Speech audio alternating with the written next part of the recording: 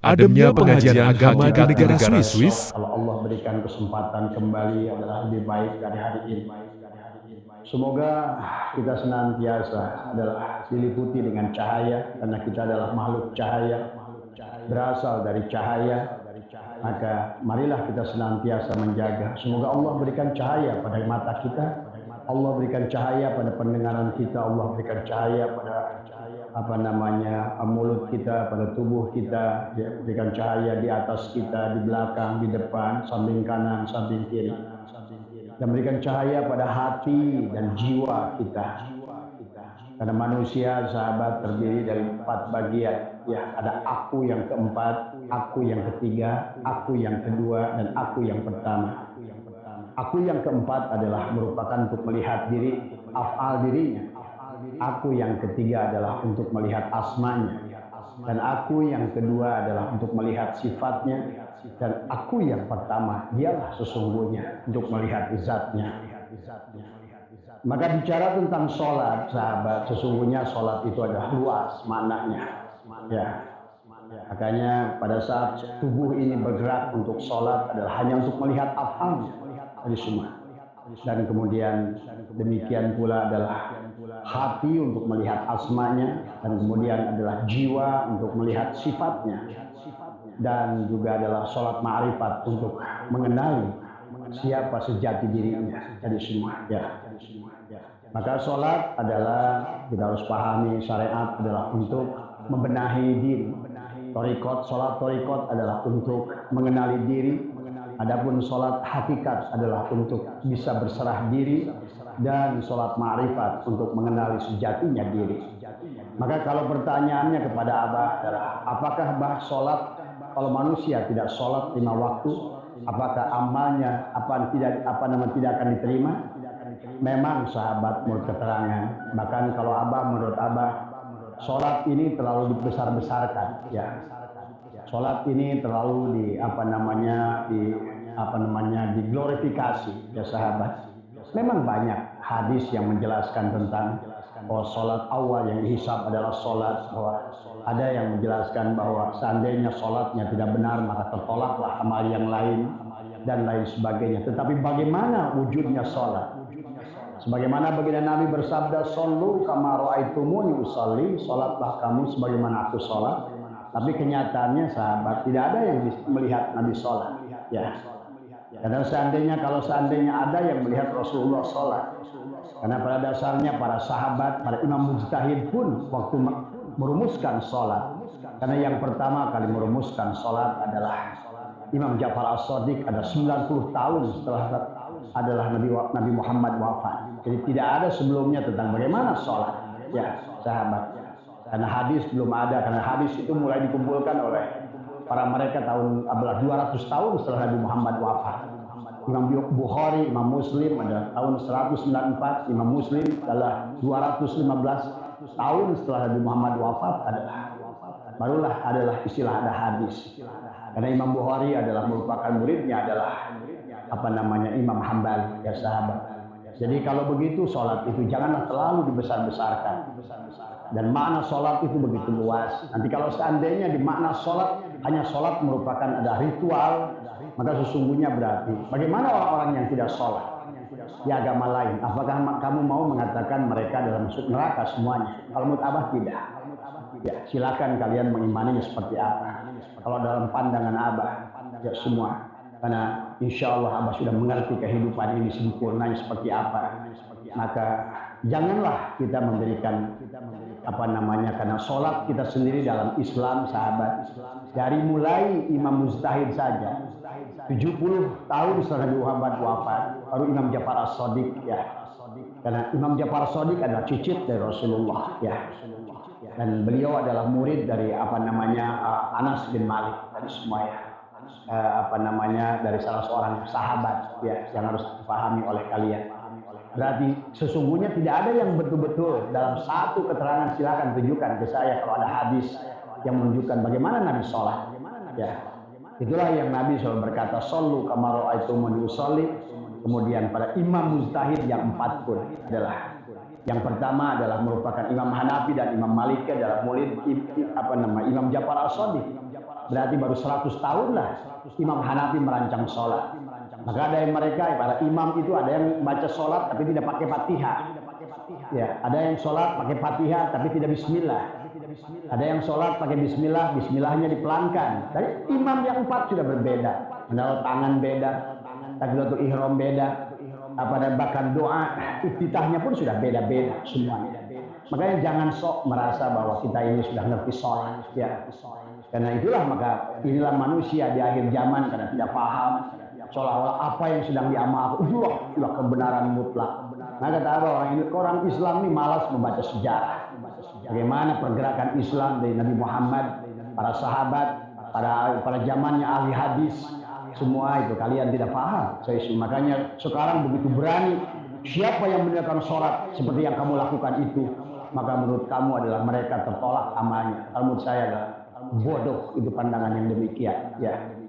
Karena lihat saja dari mulai Imam Hanafi, Imam Maliki, Imam Syafi'i, Imam Hambali, bagaimana mereka sholat. Berarti kalau demikian tidak ada. Apakah pernah Nabi Muhammad itu berikan contoh sholat berjamaah dengan mereka? Dari sekian hadis yang ada, ternyata juga adalah inilah makanya kenapa zaman Imam Bukhari hadis itu banyak palsunya. Ya bayangkan dari 1 juta hadis, karena imam mujtahid yang paling banyak menghafal hadis lah. Konon katanya adalah 1 juta hadis. Adalah Imam Hambali. Tapi ternyata begitu diseleksi oleh muridnya adalah Imam Bukhari cuma 600.000. Dari 600.000 diseleksi lagi ada tinggal 127.000. Dari 127.000 ternyata palsu semua, tinggal 4.000 saja yang diterima. Bayangkan. Jadi kalau begitu maka kata Abah, sesungguhnya udahlah. Marilah kita sama-sama adalah saling mendoakan sesama punya cara menyembah Tuhan masing-masing. Jangan sok merasa paling benar di dalam ibadah kita. Jadi semua karena semua tidak ada yang mengerti bagaimana Nabi sholat, hanya kira-kira semuanya. Ya, kita lihat silakan baik. Kalau anda yang suka baca kitab-kitab dulu, kemudian sejarah-sejarah Islam yang dulu, kalian akan mengerti dari semua. Sholat taraweh dibesar-besarkan, kayak seolah-olah itu taraweh itu mutlak. Padahal Nabi sendiri nyontohin sekali, habis itu nggak pernah lihat ngamalin lagi. Ya dari semua. Ini orang Islam yang akhir zaman ini sok tahu semuanya. Dia merasa tadi padahal sedemikian jauh agama itu sudah berbelok, sahabat. Ini yang harus kalian pahami ya semua. Lebih baik udahlah, marilah semua tidak ada yang tahu kebenaran secara hakiki, kita serahkan saja pada Allah, kita laksanakan saja menurut kadarnya, kita laksanakan dan hormati orang juga yang melaksanakan dengan cara yang lain. Bahkan saya rasa dengan mengatakan orang yang tidak sholat adalah tidak akan diterima amalnya, saya tidak setuju tadi semua. Karena di dalam Al-Quran sendiri sahabat, sebetulnya bukan sholat seperti itu yang diminta oleh Allah. Ya. Makanya kenapa di dalam Al-Quran banyak sholat. Allah melarang kamu sholat dalam keadaan mabuk. Allah melarang kamu sholat dalam keadaan junub. Ini kan maknanya luas, mabuk itu. Artinya mabuk itu adalah nggak eling tadi semua. Artinya mabuk itu adalah orang yang hilang akal tadi semua. Ya, makanya kenapa di dalam perintah sholatnya sendiri sebetulnya dan nggak ada. Yang 5 waktu itu amilus sholat, nggak ada perintah amilus sholat. Ya. Walaupun perintah sholat akimis sholat ada dan dirikanlah sholat adalah itu adalah merupakan kemarin kita sudah bahas tentang fi'il amar. Ya. Dari kata aqoma yuqimu iqamatan adalah berarti masdarnya adalah akim tadi semua adalah merupakan di makna muta'addi bukan di makna lazim.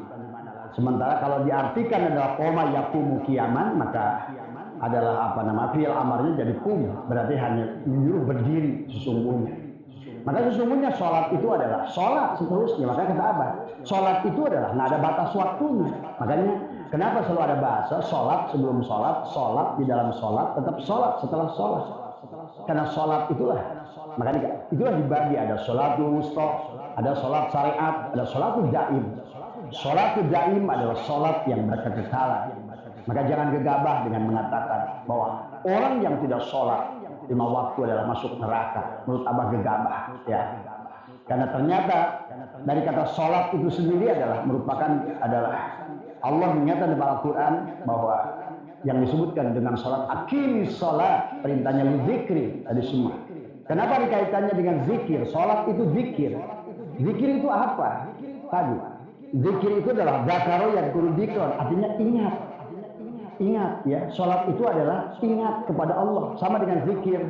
Nah, zikir itu adalah ada ingat, ada ucapan. Orang sekarang sudah ketukar antara ucapan dengan ingat. Ya, apa yang diucapkan oleh mulutmu itu bukan ingat dari sini. Misalnya adalah menyebut dengan bapak kita. Nama bapak kita ini bukan bapak kita. Makanya kalaupun bapak kita katakanlah adalah namanya Jainuddin, maka bapak kita itu bukan Jainuddin, itu nama bapak kita Jainuddin dari semua. Demikian pula dengan Allah. Allah itu bukan Allah tadi. Yang punya nama itu tadi. Maka pahami oleh kita. Maka kalau demikian berarti makna sholat itu adalah luas. Maka itulah kenapa wa ma khalaqul jinna wal insa illa liya'budun, itu adalah liya'budun ay liya'rifun, itu luas maknanya. Dari kata abada ya'budu ibadatan. Berarti yang dimaksud sholat adalah mengabdi kepada Allah.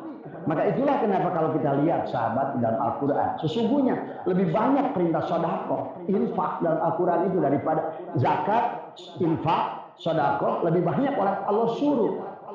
Maka inilah orang sekarang terjebak dengan ibadah ritual yang disebut oleh dia sholat, yang dilaksanakan 5 waktu. Tetapi sholatnya dalam keadaan mabuk tadi semua. Padahal Allah merangkul ya ayyuhalladzina amanu la taqrabus sholata wa antum sukara. Dan janganlah kamu dekati sholat dalam keadaan mabuk. Apa itu mabuk? Mabuk itu adalah lupa pada diri. Tidak tahu apa yang dia lakukan, pertuhan apa yang dia sembah. Bagaimana dia cara sembah Tuhan itu? Maka itulah kenapa faman lam ya'rifu fa kaifa ya'budu. Kalau kamu tidak mengenalnya, bagaimana kamu akan menyembahnya? Nah, inilah yang harus dipahami tentang makna sholat tadi semua. Maka jangan, tadi ada yang bertanya ke Abah, Bapak sama Abah jadikan judul, Pak. Ada yang banyak bertanya nih di kelompok saya, apakah kalau tidak sholat 5 waktu, apa namanya, amal yang dia, kalau Abah tidak, ya, karena sholat itu bagaimana kamu mengabdi pada Allah, ya. Itu tadi, makanya kalau begitu, semua orang, semua makhluk berhak masuk surganya Allah, jadi semua. Silakan kalian yang sempit pemandangannya memandang hanya orang Islam saja yang masuk surga. Karena faktanya Abah sudah melihat mereka yang banyak udah masuk surga, justru orang Islam yang masuk neraka. Contohnya apa kalian lihat sekarang? Bahwa orang yang melaksanakan sholat 5 waktu banyak masuk neraka. Dalam kelihatan karena ad-dunya miratu akhirah. Lihat saja yang melaksanakan sholat 5 waktu. Ya, Irak hancur lebur, Suriah hancur lebur, Libya hancur lebur, Yaman sampai hari ini hancur lebur, Afghanistan hancur lebur. Bahkan Arab Saudi sendiri pun sebetulnya, kalau kalian tahu, kalau nggak ada kegiatan haji, sebenarnya orang Arab yang asli orang Arab adalah jarang melaksanakan sholat. Kalau saya kasih tahu Anda, karena saya banyak dengan orang-orang tenaga TKI yang di sana, yang mereka mengatakan bahkan bisa sholat aja enggak orang Arab itu kebanyakan di semua ya. Jadi pahami ya, berarti yang dimaksud sholat oleh Allah itu justru adalah bagaimana kalian adalah. Maka tadi innani adallah la ilaha illa ana aqimis shalat lidzikri. Makanya dari kata akim sendiri sudah jelas ya. Daripada untuk apa namanya aqoma yuqimu iqomatan itu adalah berarti adalah apa namanya bahwa dia harus berdiri dari semua. Kalau diartikan adalah qoma yaqumu qiyaman berarti hanya berdiri, tapi ini berdiri itu berbuat gitu loh. Ada makanya di mana mutaadi ada semua ya. Mutaadi artinya bahwa bukan hanya suruh untuk berdiri sholat, tetapi adalah bagaimana kamu berbuat. Maka artinya bahwa apa namanya kesolehan sosial yang diminta, bukan hanya kesolehan individu. Rajin kalian bagus, nggak apa-apa. Abah sih senang bagi orang-orang yang rajin melaksanakan sholat. Tapi tetap kalau kita lihat isi Al-Quran, sesungguhnya yang dituntut oleh Allah itu adalah bukan hanya melaksanakannya, tapi bagaimana kamu bisa berbuat bermanfaat buat manusia. Itulah sahabat kenapa dalam kisah Nabi Musa, kisah Musa dan Baroh. Baroh itu adalah orang yang syirik. Baroh itu adalah orang yang sesungguhnya adalah tidak beriman pada Nabi Musa. Tapi di sini Allah memberikan pelajaran kepada kita tarbiyah. Pada saat Musa meminta hujan pada Allah, ternyata 20 tahun Musa adalah dengan sholatnya yang 50 waktu, kemudian dia dengan zikirnya yang rajin, ya tidak bisa adalah pada saat kata umatnya ya Musa turunkan hujan, ya tidak bisa Musa itu, ya akhirnya sampai datanglah malak Jibril pada Musa, ya Musa kata Allah mintalah tolong pada Baroh. Dan Musa tahu Baroh itu orang syirik, nggak beriman pada dia. ya, ya, nggak iman pada dia karena dia selalu bahwa dia tuh selalu menuntut tadi itu apa namanya, wa qala Musa lan yu'mina laka hatta narallaha jahratan. Aku tidak akan iman kepadamu sampai aku melihat Allah Tuhanmu dengan jahar, dengan jelas. Tetapi ini sungguh-sungguh yang dikisahkan tentang Baro itu. Maka datanglah Musa pada Baro, orang yang dianggap syirik oleh Musa dari semua. Tetapi apa yang dilakukan Baro ini, sahabat, punya kebiasaan. Dia itu sangat baik, ya,